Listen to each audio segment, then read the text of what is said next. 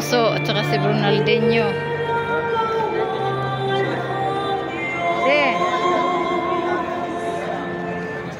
Datapwat noong sila'y pinikunin na ng Diyos. Picturean mo yan ako. Nagsisi ang karamihan, sa Kanya'y nagbalik loob. Noon nila nagunitang ang sanggalang nila'y ang Diyos. Ang kataas-taasang Diyos ay kanila manunubos. Okay na po yan, okay na po. Batapin po.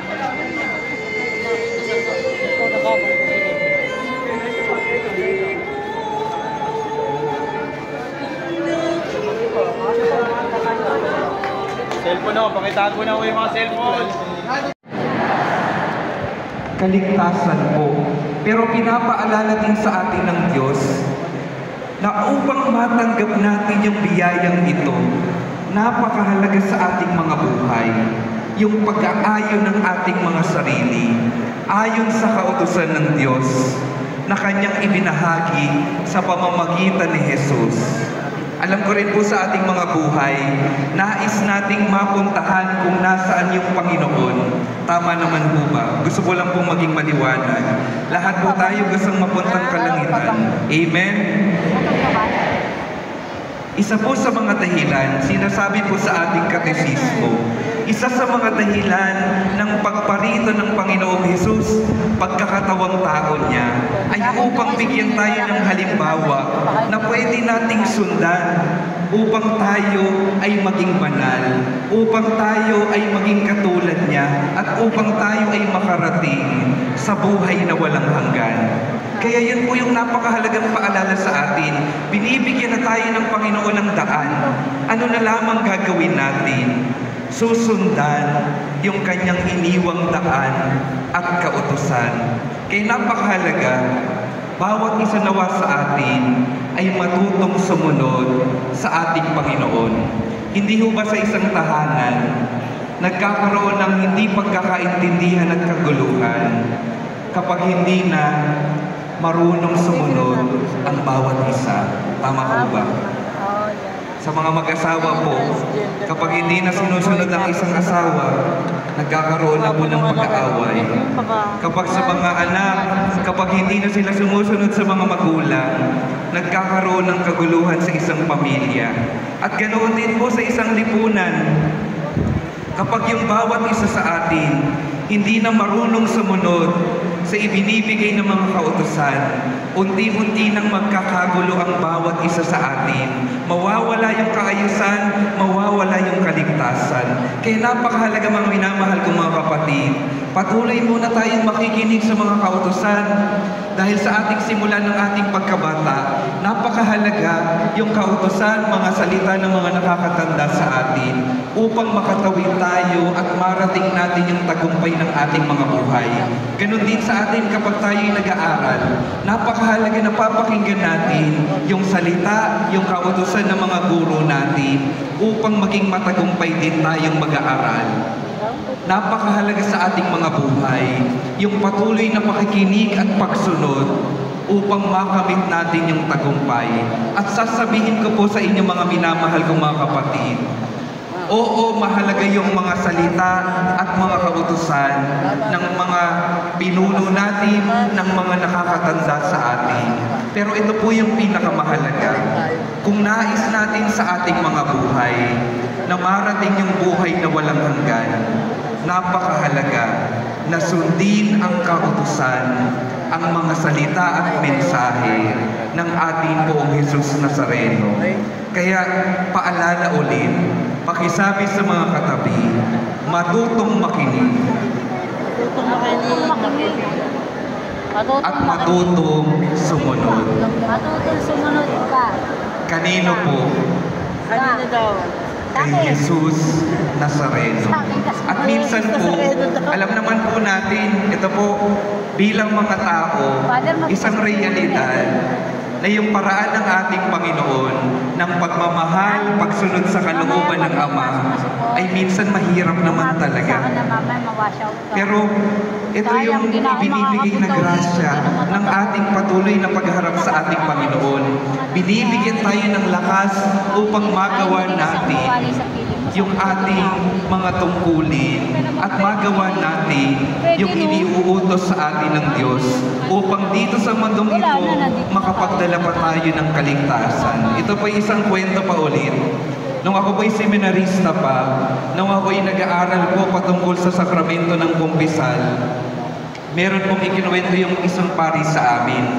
Hindi naman po tungkol sa kumpisal, pero tungkol sa pagpapatawad. Meron daw isang naglilingkod sa kanyang parokya. Minsan isang araw lumapit sa kanya. Sabi po niya, Father, opo masakit iyon, pero tapos na po iyon. Alam niyo po yung ikinabibigat ng loob ko sa ngayon. Yung mga kapwa ko lingkod po. Ipahayag natin ang ating pananampalataya. Sumasampalataya ako sa Diyos Amang makapangyarihan sa lahat, na may gawa ng langit at lupa.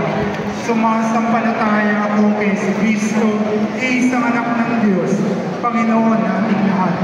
Nagkatawang tao siya na lang ng Espiritu Santo, ipinanganak ni Santa Mariang Birhen, pinagpakasakit ni Poncio Pilato, ipinako sa krus, namatay, nilibing, nanawag sa kinaroroonan ng mga imaw.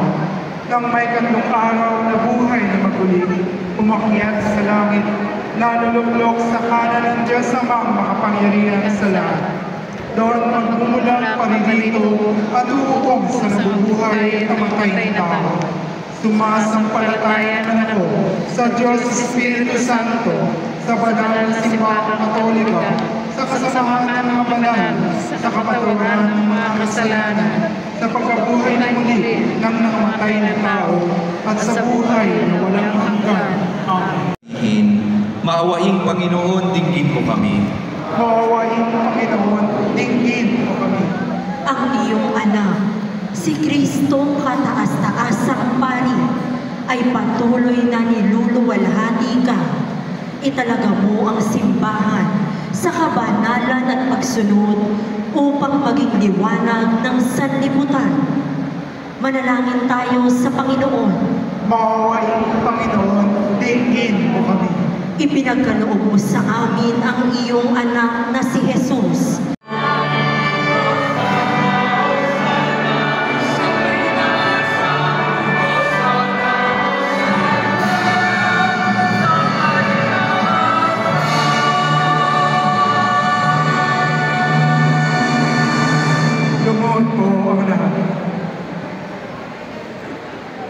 Ama naming banal, ikaw ang bukal ng tanang kabanalan.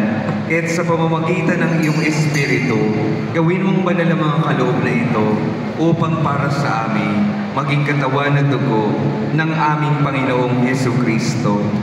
Bago niya pinagtiis ang kusang loob na maging handog, hinawakan niya ang tinapay, pinasalamatan kanya, pinaghati-hati niya iyon, iniibot sa kanyang mga alagad at sinabi,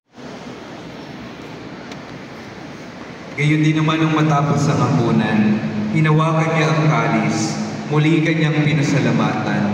Iniabot niya ang kalis sa kanyang mga alagad at sinabi, tanggapin ninyong lahat ito at inumin. Ito ang kalis ng aking dugo, ng bago at walang hanggang tipan. Ang aking dugo ay bubuhos para sa inyo at para sa lahat. Sa ikapagpapatawad ng mga kasalanan, gawin ninyo ito sa pag-alala sa akin.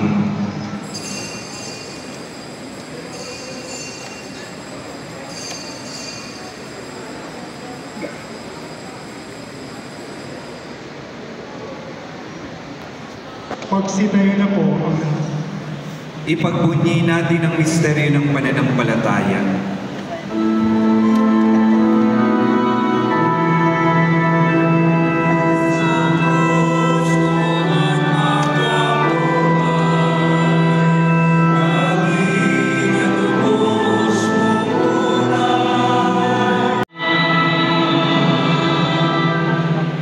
Ama, ginagawa namin niyo ng pag-alala sa pagkamatay at waling pagkabuhay ng iyong anak.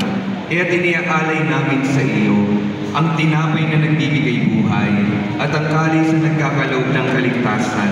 Kami nagpapasalamat dahil kami iyong pinarapat na tumayo sa harap mo para maglingkod sa iyo. Isinasama namin kaming magsasalo-salo sa katawan ng dugo ni Kristo ay mabaglot sa pagkakaisa sa pamamagitan ng Espiritu Santo.